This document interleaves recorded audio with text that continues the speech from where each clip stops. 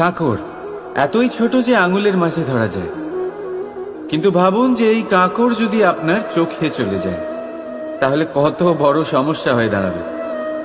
এবারে ভাবুন এই কাঁকড় যদি আপনার পথে থাকে, আপনি পাদুকা পরে বড়ই সহজে হেঁটে চলে যেতে পারবেন।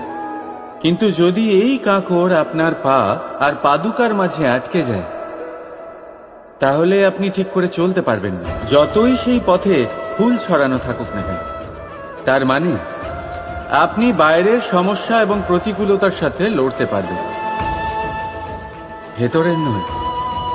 ভেতরের সমস্যার সাথে লড়াই করা ভীষণ কঠিন। সেই জন্য সবার আগে ভেতর থেকে আপনি শক্তিশালী হয়ে উঠুন, ভেতর থেকে পরিপূর্ণ হয়ে উঠুন। তবেই আপনি সংসারের সমস্ত সমস্যার সাথে লড়াই করতে পারবেন, আপনি বিজয়ীও হতে পারবেন।